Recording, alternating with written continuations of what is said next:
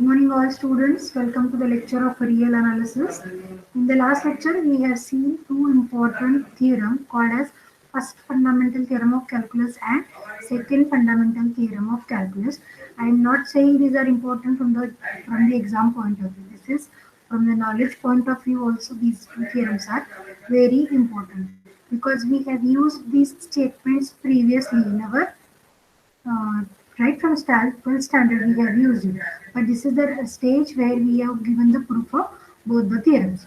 What the first theorem tells us? First theorem tells us about if the function is bounded and integrable. Small f is the function bounded and integrable. Then if capital F is defined as capital F of x is equals to integration a to x f of t dt, then this function is continuous. Capital F is continuous. Also, if small f is continuous at the point C, then we have proved that capital F is a derivable at C, so that capital F dash of C is equal to f of C. Therefore, if we increase this continuity from a point of C to whole interval, what will be a statement? If f is continuous on the given open interval and a is any point of the interval, capital F is defined by capital F of x is equals to integration a to x f of x dx. Then we are going to write as f dash of x is equal to f of x. That is, to the right, derivative and integration, these two processes are going to cancel one another, which proves that integration works as anti-derivative. The detailed proof we have seen in the last lecture. I don't want to go towards the proof. Right?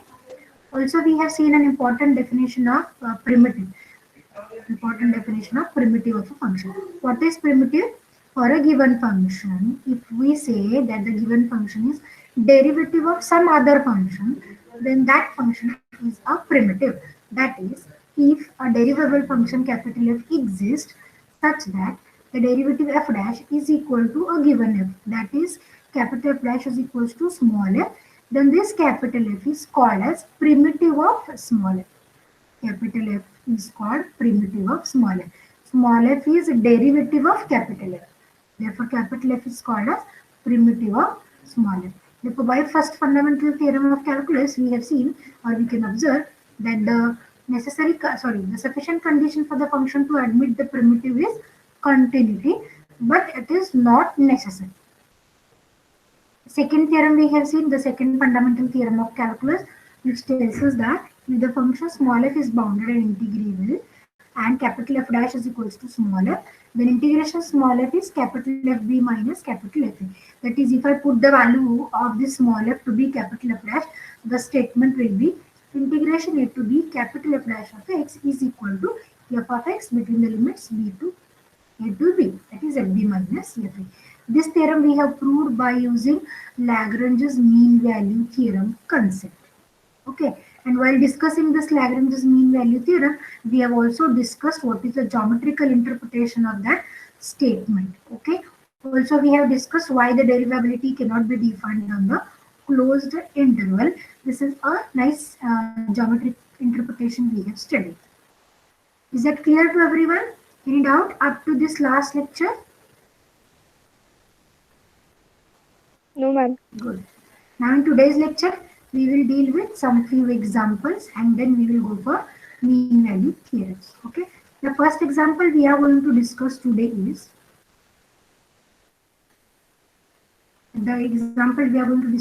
is if suppose f is given to be a non-negative function provided integration value is 0, then our aim is to prove that the function itself is 0. Right? Let me write the statement in small f is non-negative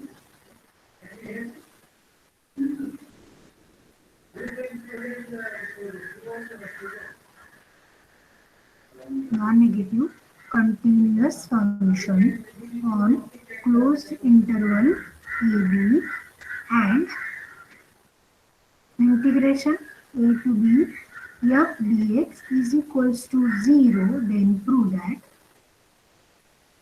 that f of x is equal to 0 for x in the given closed interval. If I want to show you the geometrical aspect of this statement, what is given to us? Function is non-negative continuous. Non-negative continuous means the function will lie wholly either on x-axis or above x-axis. Correct, na? Means it is somewhat like it may touch x-axis also because non-negative we are saying. It may take a zero value as well. So let me touch this here. Therefore, this is a to b say a function is given to us. Right? Therefore, this is a non-negative function means it is going to lie above on or above x-axis. And what is given to us? Integration f dx is 0. Integration f dx means what? Area bounded by the curve. Means whatever is the area bounded by this curve with x-axis is 0. Then what is the possibility of the curve? Can anyone tell me? What will be possibility for this curve? This area is going to be 0. Correct, now whatever is this green region, this is going to be 0. Integration f is given to be 0. Then where is the possibility of the curve? In line. Where the curve is going to lie then? May I say the only possibility is the curve f of x will lie on x-axis. No other possibility is there. Correct, now? If this region I want to make to 0, make it 0. This region make it 0. If this region is 0 means what? You have to shift your curve to the lower side and no doubt it is going to overlap x-axis. Means it will be a line on x-axis. Then what is the function value you can observe on this line on x-axis? Value of the function? 0. 0. Now, if the value of the function for every point from A to B is 0, may I say the function itself is a 0 function. Correct? Yes or no? Yes, ma'am. Now we will prove this by the mathematical steps. The things given to us, the function is non-negative continuous. Our aim is to prove that the function is equal to 0. Now here to prove this, we are going to make use of the contradiction method. That is, we will assume there exists some point at which the function takes a positive value, and as we are starting with a contradictory assumption, somewhere we will get the contradiction. Okay, let me write the given case. It is given that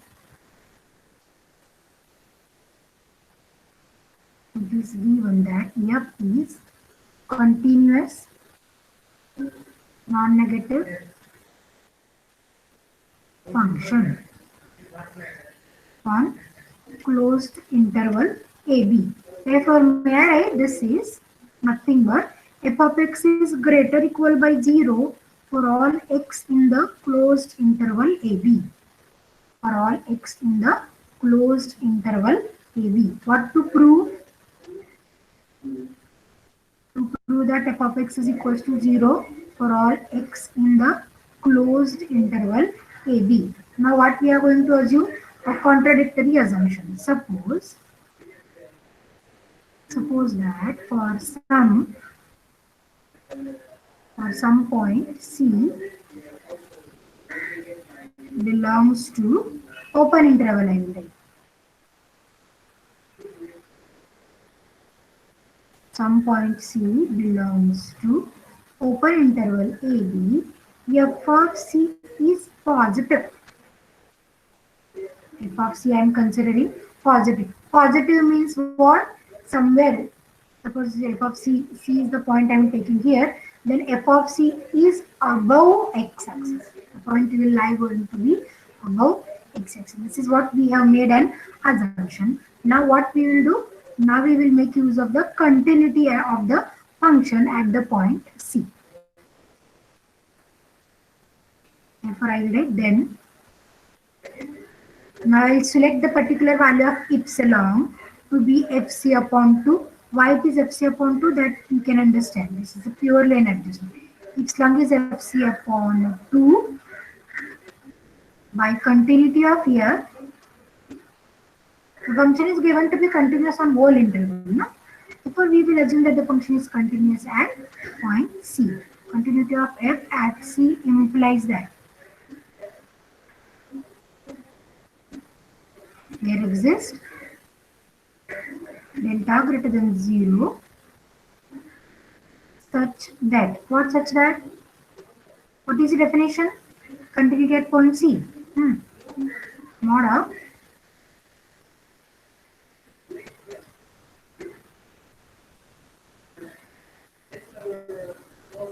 correct? Mod of fx minus fc is less than epsilon for x minus c less than delta. Now I will select the value epsilon f of x minus f of c less than fc upon 2. fc is fixed positive value. Na?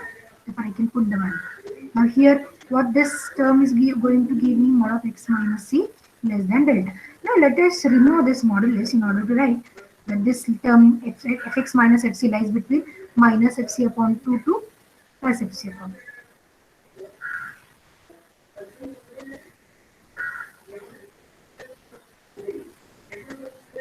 Similarly to this, may I write x minus c lies between minus delta to plus delta.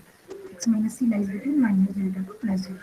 Therefore, here adding f of c throughout, what I am going to get is plus fc upon 2 f of x less than fc upon 2 plus fc means this is 3 by 2 fc.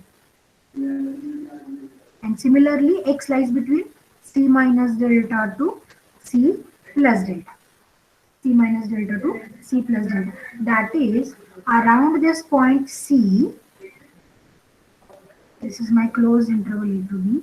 C is the point we have taken where this is the FC value. Now we have obtained a small interval around C, C minus delta to C plus delta, for which the function value is greater than FC upon 2, less than 3FC upon 2. Therefore, here I will select this left part of the inequality. Okay, here I will write choosing left inequality.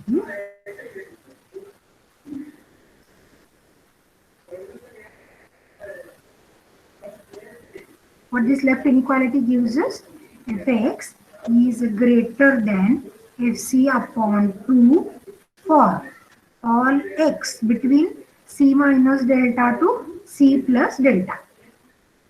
Correct or not? What we have done, we have just made use of the continuity definition, which gives us mod of fx minus fc less than epsilon, mod of x minus c less than delta, and we have found that this fx lies between the two values. Here we will choose the left inequality, because choosing the left inequality knowing fx is greater than fc upon 2, we are going to prove the contradiction to this statement, integration f is equal to 0. Choosing this part, that fx is greater than fc upon 2 for x between this open interval, we are going to prove that integration is also greater than 0. But what is given to us, integration is equal to 0. Therefore, what we will do, we will select we will go for the integration value. Therefore, now I will select, let me call this to be statement number 1. Now I will go for integration value between a to b. As we have started with the contradiction, we should get the contradiction to the given things. What is given? Integration a to b f dx is equal to 0. Now, for the sake of convenience, we will divide the integration into 3 parts. What 3 parts? A to c minus delta. See, here we have written a to c minus delta, c minus delta to c plus delta, and c plus delta to b. First part, a to c minus delta. Next is c minus delta to c plus delta, and third is c plus delta to b. C plus delta to b. Fine. Integration a to b, we have divided into 3 different parts of integration. As the function is given to be non-negative, means the integration value of every integration in this every subpart is also non-negative. That is, to the right we have 3 non-negative quantities. Therefore, what will happen, or what will be the effect on the equality if I remove first and third part of the inequality? What is the relation between integration a to b f dx and integration c minus delta to c plus delta f dx? Why we are taking only this one? Because we know the function value f of x is greater than fc upon 2 for x to be in this interval. Therefore, we can predict only for the middle interval. We cannot predict for the remaining 2 intervals. Therefore, we will just keep these two. What will be the effect on the equality? Whether the equality is going to be as it is, or whether it is going to change. It What will is be more? greater. Yes, this is greater equal, right now? Greater equal. Why? Because if the first integration is 0, third integration is 0, the two integrations will be going to equal to one another. If first and third are not 0, having some positive value, then there may be strictly greater. Therefore, we have to cover both the possibilities. Therefore, integration a to b of dx is strictly, is greater equal by integration c minus delta to c plus delta. What is the result? F of x is greater equal by 0. Okay. Now, what is the nature of the function f of x? In this interval, the function is greater than fc upon 2. Therefore, can I put this value f is greater by fc upon 2? Therefore, is it strictly greater now? C minus delta to C plus delta. F of x we are going to substitute by greater by fc upon 2. Therefore, this is dx. Why? Why this is so? Because f of y1 I will write this is y1. Correct now? Because of this reduction, if f is greater equal by g, integration f is also greater equal by integration g. Here just we have taken integrations on both.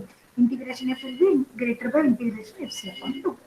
But fc for a particular value of c, fc will be a constant. Therefore, fc upon 2 will be a constant term. Therefore, what will be the integration of this constant term? Integration k is integration k a to b dx is equals to k into A times B b minus A. minus a. Good. K times b minus a. What will be the integration here? This is k taken as it is.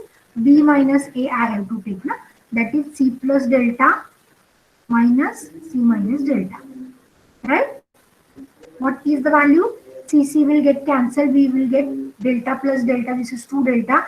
2 also will get cancelled. Therefore, we remain with delta times f of c. But what is delta? A positive number. What is f of c? We have selected. Positive. Correct? Na?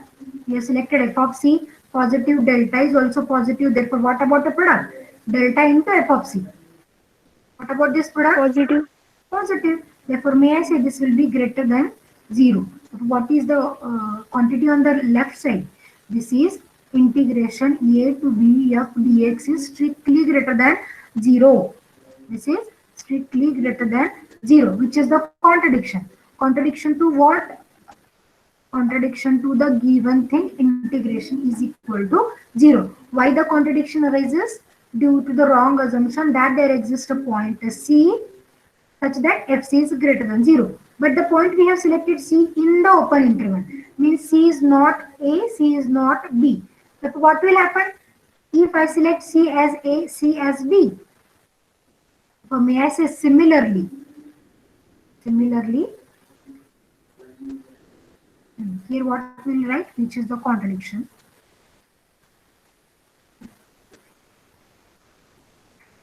Which is the contradiction to integration a to b f dx is equal to 0. Thus may I say such a point C in the open interval do not exist. Therefore, may I say f of x is equal to 0 for all x in the open interval a to b. Therefore, similar conclusion can be given for the end point. Therefore, I will just write similarly f of a will not be greater than 0. F of b also not greater than 0. That's what we have proved. F of x is equal to 0 for all x in the closed interval AB. For all x in the closed interval AB. Right? By the sketch, it is already clear to us that whenever the function is non-negative lying above x-axis, the region is 0. Region bounded by the curve is 0 means the curve should overlap or should lie on x-axis. This should be the graphical situation. This is what a mathematical proof we have given for the example. Any doubt with the example? If you have, you can ask.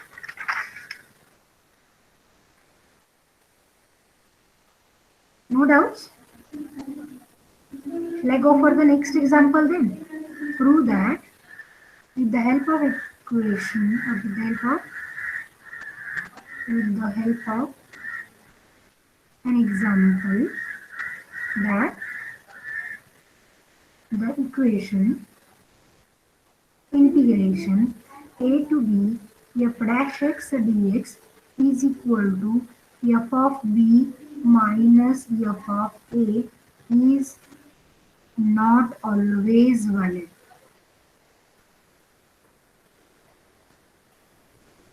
What is this? This is the statement of a second fundamental theorem of calculus, no? Let me write the statement of second fundamental theorem of calculus.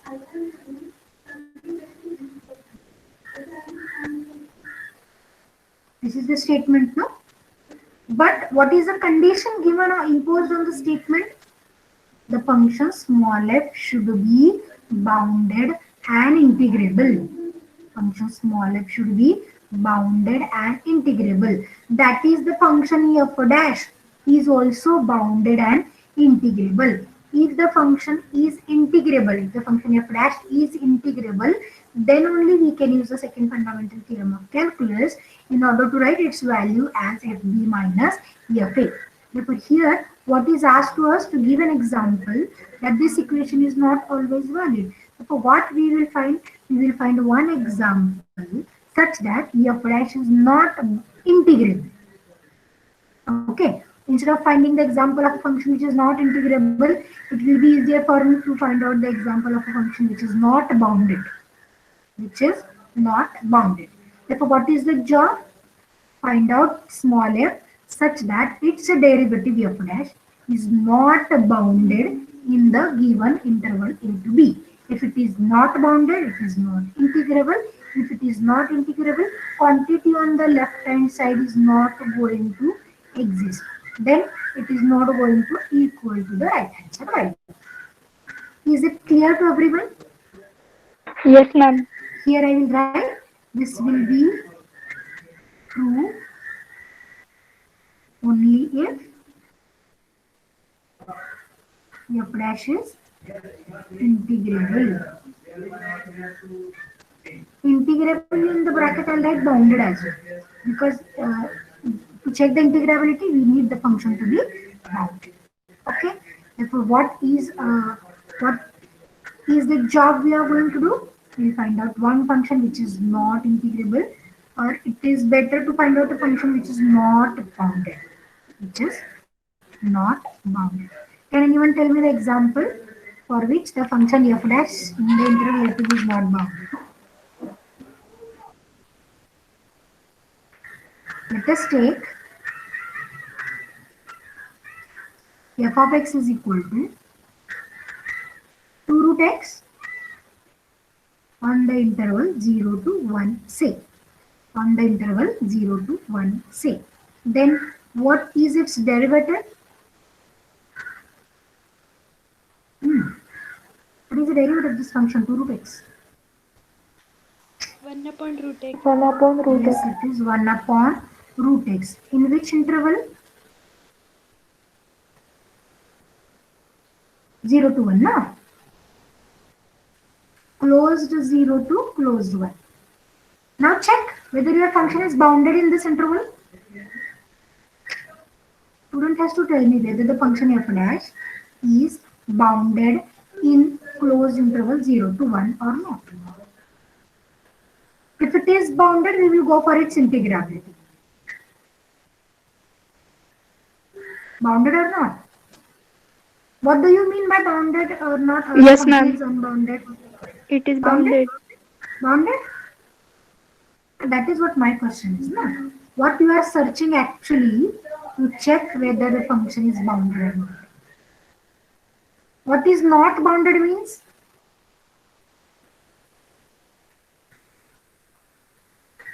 Not bounded means what? There should exist at least one value in the given interval, in the given domain, at which the function is not taking a finite value. Right now? Now you can check whether this f dash of x is equal to 1 upon root x is checking a finite value for all the points in the given interval 0 to 1. No, ma'am. For 0, it is not. Yes, for 0, the function is not defined. Not defined means it's taking an infinite value. Means it is not taking a finite value. Therefore, the function is not bounded in the given interval. If it is not bounded, may I say it is not integrable as well. Right? Yes, ma'am. Here, the function f dash of x is not bounded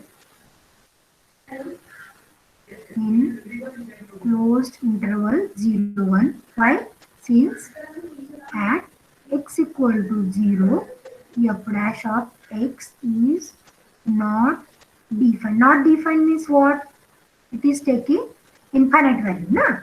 It is not taking any finite value. Therefore, may I say f dash of x is not Riemann integrable also then. Because to check Riemann integrability, what is the condition we are imposing? Function must be bounded. Function must be bounded. Here it is not a Riemann integrable. Therefore, may I say integration 0 to 1 f dash of x dx does not exist. Correct, na? This is not going to exist. And if it is not going to exist, whether this is equal to this finite value, fb minus fa. What is fb minus fa? F is 2 root x. Correct?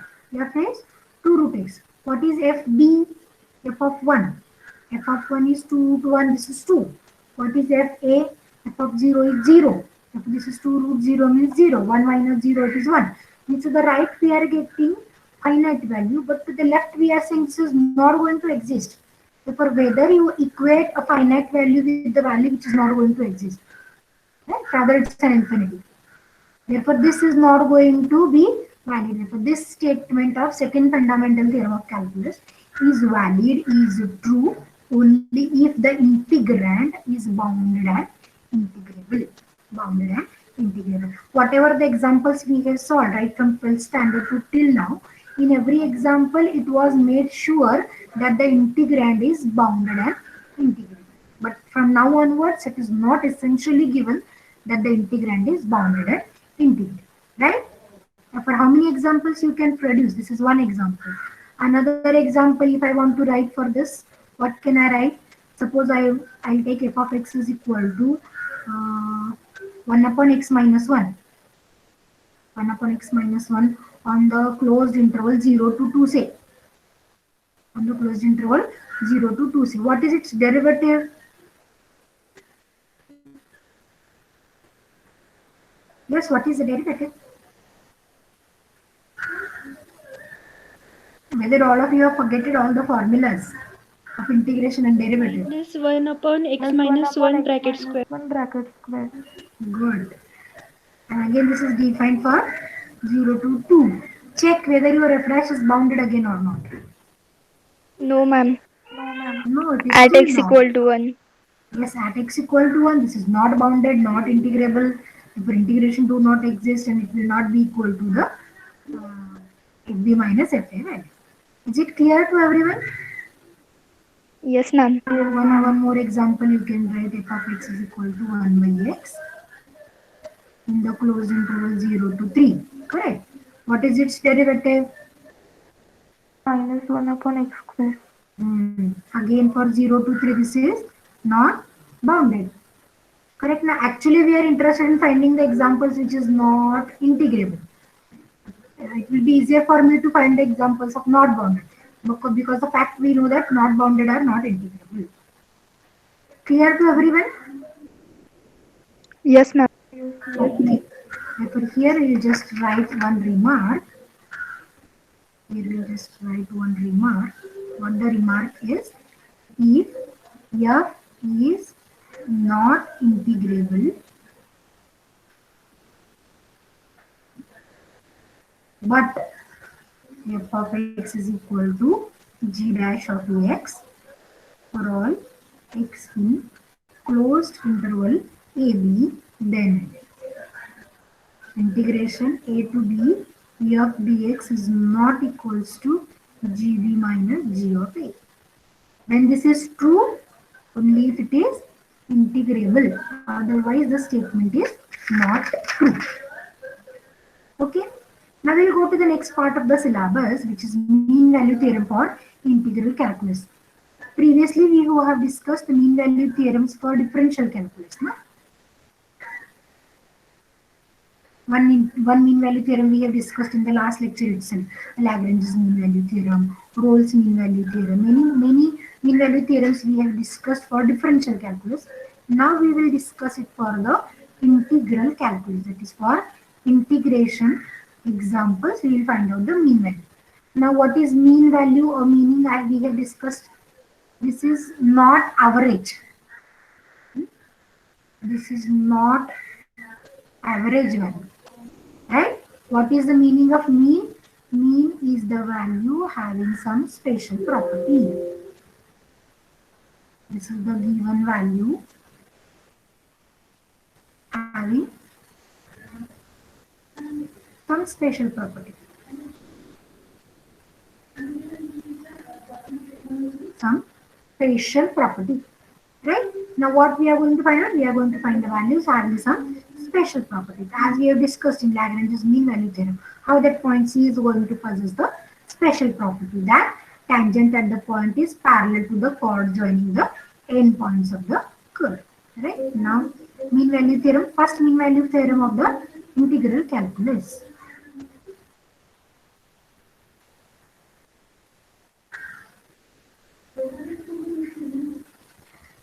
Let me write the statement of the theorem first. If a function f is continuous on closed interval AB, then prove that there exists a number zeta in closed interval AB such that integration a to b f of x dx is equal to f of zeta into b minus a. F of zeta into b minus a. Okay, let me tell you what is the meaning graphically.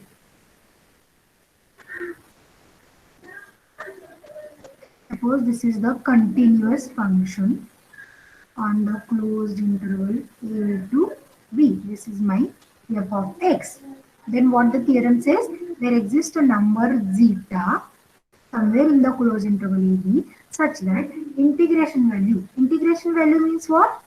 This area shaded by this region, correct? Is equal to f of zeta into b minus a. What will be a meaning of f of zeta into b minus a? F of zeta is the height, correct? Suppose this is the point at which I am getting f of zeta. This is my f of zeta. F of zeta is the height. What is b minus a? B minus a will be a length. Then together, this is giving us the area. Together, this is giving us the area of the rectangle with length f of zeta, breadth f of b, means like this.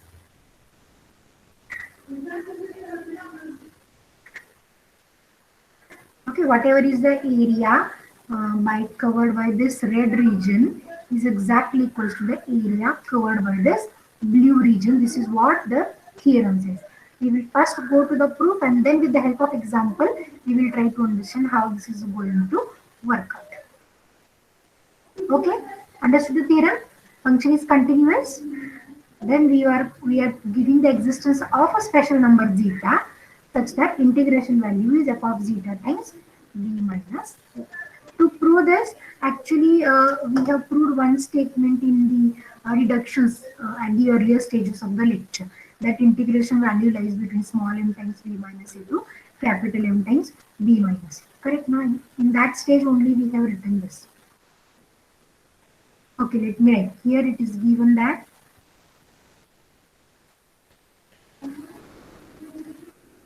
F is continuous. What about the integrability and boundedness?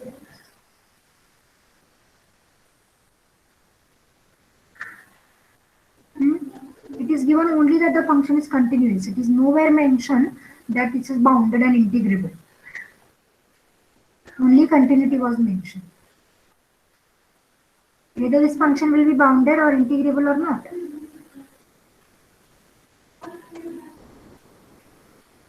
Whether the continuous function on closed interval is bounded or not. I hope I am clearly audible to all the students. Yes, ma'am. काय कळतं की नाही bounded continuous function आहे close interval वर दिलेला आहे bounded येईल का Yes, ma'am. Yes, it is bounded. Therefore, F is bounded order. What about integrability? It is integrable also. Yes, it is integrable also. We know that every continuous function is. We have proved it now. Yes, ma'am.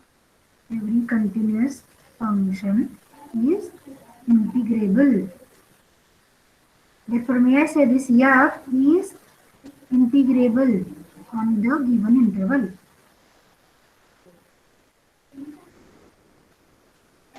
Okay. Now I am going to make use of that inequality. Function value, integration value lies between small m times b minus a to capital M times b minus a. Before that, let me write what is small m and capital M. Let small m and capital M be infima and suprema of F in closed interval AB. Then we have what we have f of x lies between small m to capital M. And if I take integration between a to b,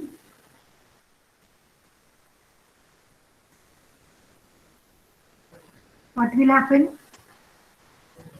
If I take the integration, small m is a constant, therefore what will be the integration of a constant? Or shall I write first? M times b minus a. M times b minus a. Good.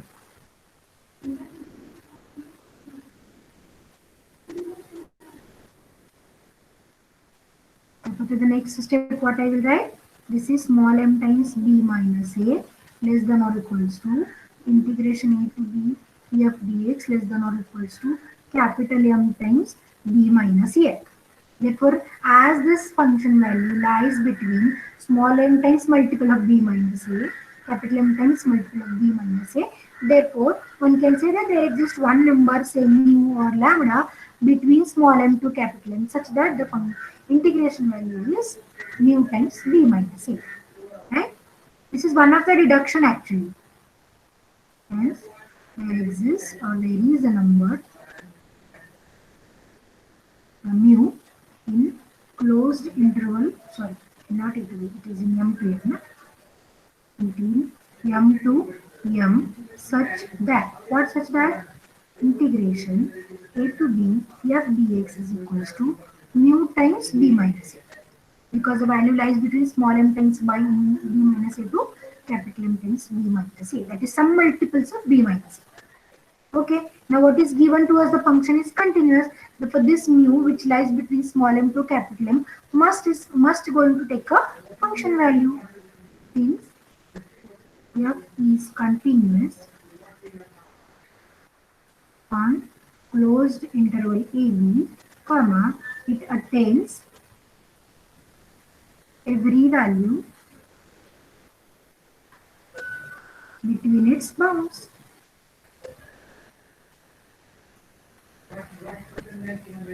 Small m and capital M. So what we were saying? For this mu to be a function value, we will say that there exists some zeta. Therefore, there exists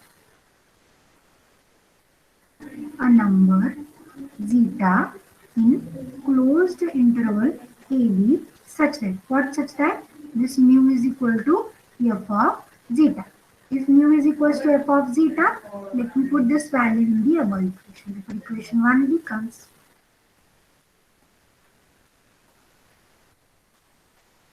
equation 1 becomes what it is going to become, integration a to b f dx is equals to f of zeta times b minus a. Okay, so what we are saying, there exists some number mu. Here I will show you again. I don't know why my lines are not going straight.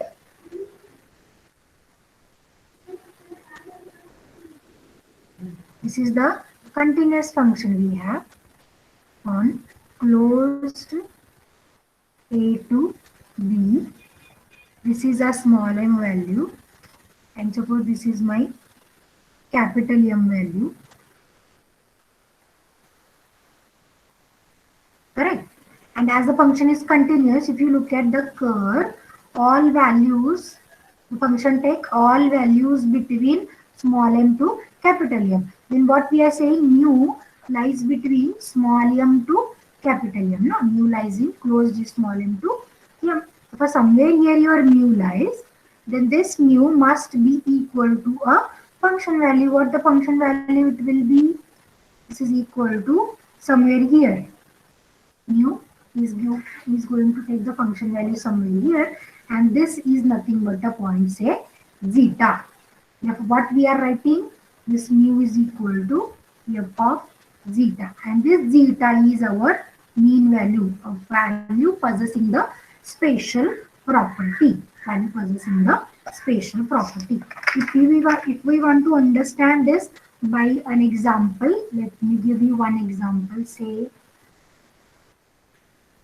f of x is equal to x. F of x is equal to x in the interval 2 to 5. In the interval 2 to 5. Let me plot the graph first. We will find out the mean value later, but we will just try to understand. Between 2 to 5 I am saying. 2 to 5. And what is line y equal to x is a straight line passing through origin bisecting the quadrant. Somewhat like the lines, right?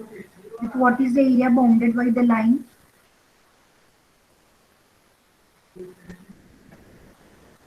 Let me show the region by the orange lines. This is exactly a region bounded by the line between 2 to 5. F of x is equal to x. Okay. Now what will be a function value here? What will be a value? Zeta here. Let us find out.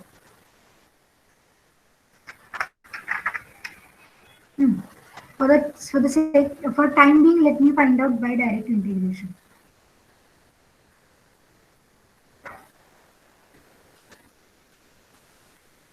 What is direct integration? This is x square upon 2.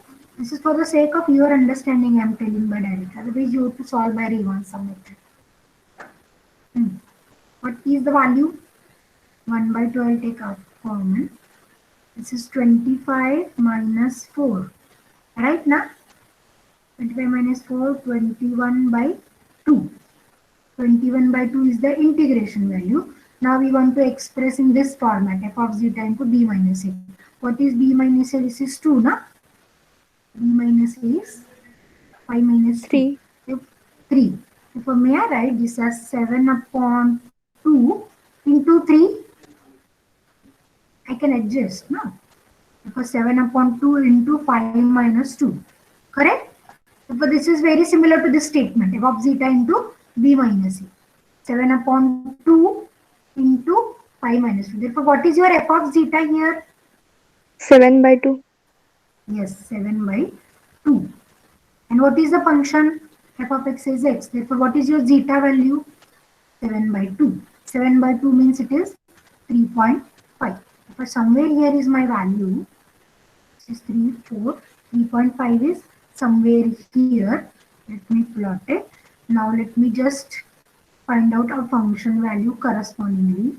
What is the function value? 3.5, right now? So this is the area of the rectangle with height 3.5 and breadth 5. Now if you just observe, this triangle, if I cut from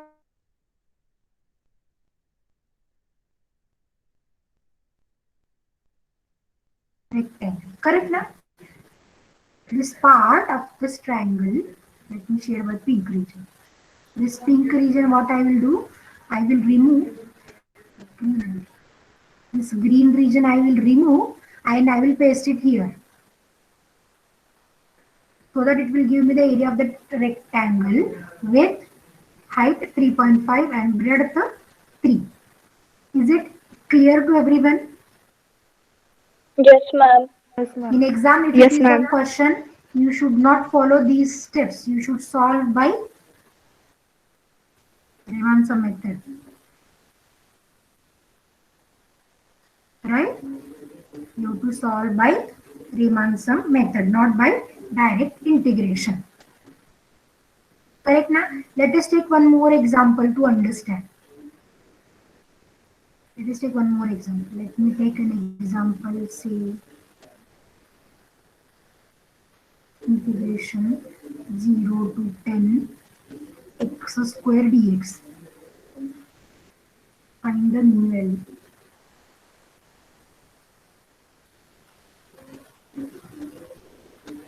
Now I am showing by the steps by direct integration method.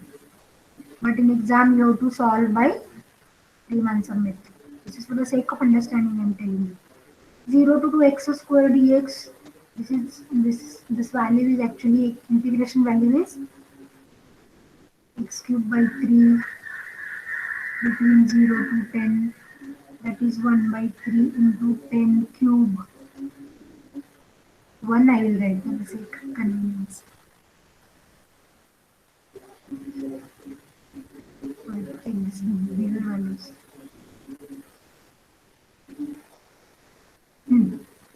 1 cube is 1 by 3. Now how we want to write it in the form of f of zeta into b minus a.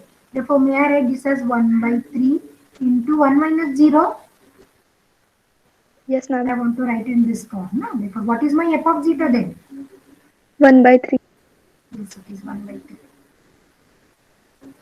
F of zeta is 1 by 3. What is zeta then? F of x is x square, no? 1 by 9. No. F of zeta is? 1 upon root 3. Yes, it is 1 upon root 3. Zeta square is 1 by 3. Therefore, zeta is equals to plus minus 1 by 3. But in our interval, the given as 0 to 1. Therefore, in this, there is only one entry. This is 1 upon positive 1 upon root 3. Positive 1 upon root 3 is your value. Therefore, this is your mean value. Zeta is equals to 1 upon root 3. Again, I will write solve by Riemann sum. You should not tell me, madam, you have solved it by direct integration method. But in exam, you have to solve it by Riemann sum method. Okay, fine. I think you can solve the remaining examples. Now, I just want to put the remark here. The remark is whenever the function is continuous, then only the mean value is going to exist. For not continuous function, it is not going to exist. That is, condition of continuity is necessary.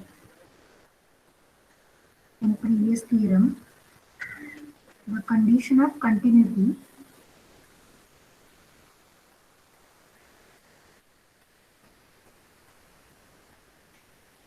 is necessary for the function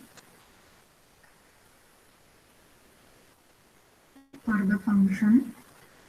assume its mean value in the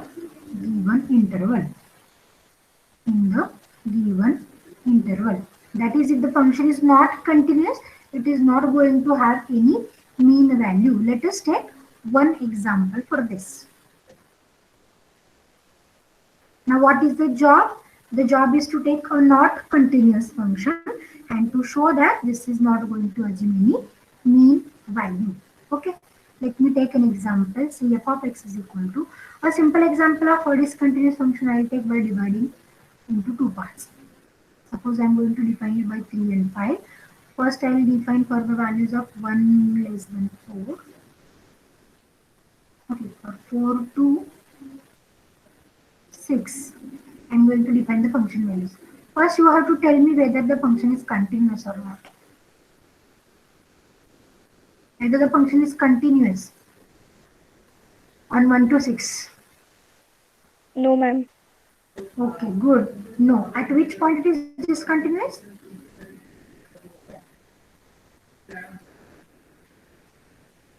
Hmm? At which point it is discontinuous? By looking at the function, as the function is divided into two parts at the point 4. Therefore, the trouble is at the point 4 only. This you have to understand. The trouble is at the point 4 only.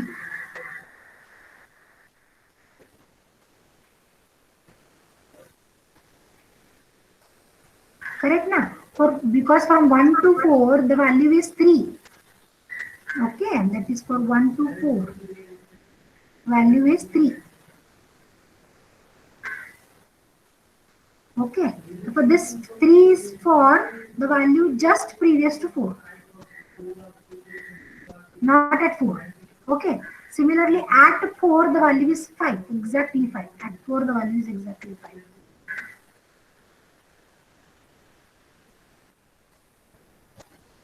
Okay, for 4 to 6 the value is 5. So this is a step function. Okay, therefore if I want to check for 1 to 4 there is no problem, or for 1 to a number previous to 4 there is no problem, for 4 to 6 there is no problem. The problem is at 4 only. Why? What is the value of your left hand limit? Left hand limit 3. What is the right hand limit? 5. 5. Whether limit exists? No, ma'am. No, limit at 4 do not exist. What is the function value at 4? 5. Here it is included, na? 4 less than or equals to x less than or equals to x. Therefore, as the limit do not exist, the function is not continuous at 4. Therefore, the example we have taken a not continuous function. Therefore, shall I write here? The given function is not continuous at x is equal to 4. Let us find the value of integration and let us try to find out the mean value as well. Now consider. What should I consider? Integration 1 to 6 f dx. Let me divide it into the two parts. 1 to 4 f dx plus 4 to 6 f dx. For 1 to 4 it is 3. For 4 to 6 it is 5.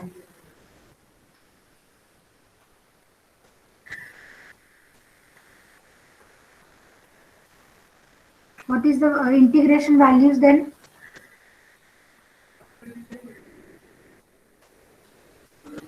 For the first, as it is constant, integration k is k times b minus a. So this is integration 3 is 3 into 3 minus 3 into 4, no? 4, 3 into 4 minus 1, 5 into 6 minus 4. Correct, no?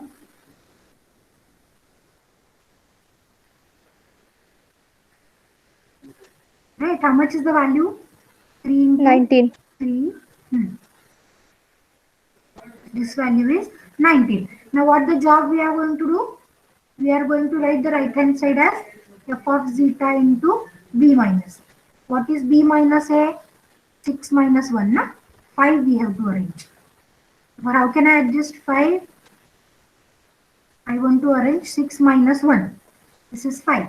Therefore, 19 divided by 5. yes, it is 19 divided by 5. Okay.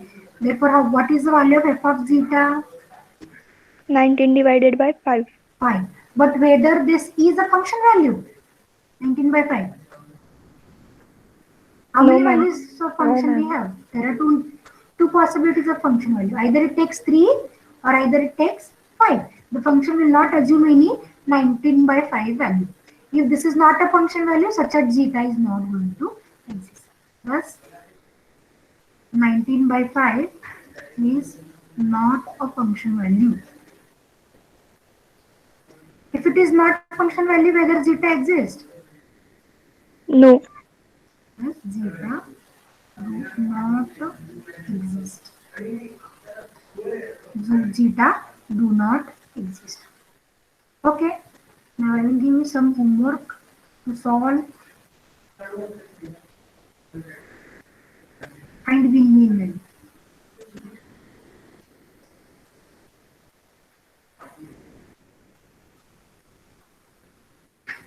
First is integration minus 1 to 2 1 plus x square dx. Second is 1 to 5 minus x square plus 8x minus 7. First, what is your job? Find out the Riemann sum value or integration value by Riemann sum method. Then find f of zeta. Then zeta. These are the steps to follow. Try for solving these examples. Okay. Let me stop for today. If you have any kind of doubts on today's lecture, you can ask.